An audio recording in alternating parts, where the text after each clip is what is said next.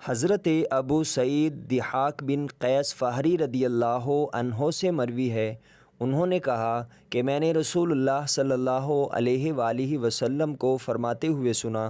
آپ صلی اللہ علیہ وآلہ وسلم فرما رہے تھے، جب کوئی آدمی کسی قوم کے پاس آئے اور وہ اسے خوش آمدید کہیں تو جس دن وہ اپنے رب سے ملے گا اس دن بھی اسے خوش آمدید کہا جائے گا، اور جب کوئی آدمی کسی قوم کے پاس آئے اور وہ اسے برا بلا کہیں تو قیامت کے دن بھی اس کے لیے برائی ہے۔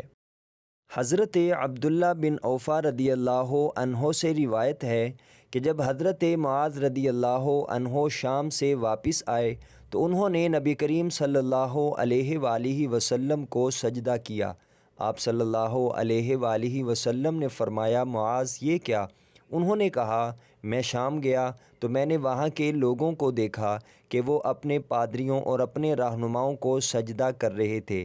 مجھے اپنے دل میں یہ بات اچھی لگی کہ ہم لوگ آپ کے لیے یہ طریقہ اختیار کریں، تو رسول اللہ صلی اللہ علیہ وآلہ وسلم نے فرمایا، تم ایسا مت کرنا۔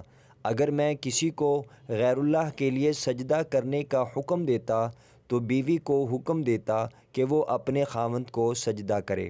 قسم ہے اس ذات کی جس کے ہاتھ میں محمد صلی اللہ علیہ وسلم کی جان ہے، عورت اپنے رب کا حق ادا نہیں کر سکتی جب تک کہ وہ اپنے خاوند کا حق ادا نہیں کرتی۔ اگر وہ اونٹ کے کجاوے پر بیٹھی ہوئی ہو اور خاوند اس سے خواہش کا اظہار کرے تو وہ انکار نہیں کر سکتی۔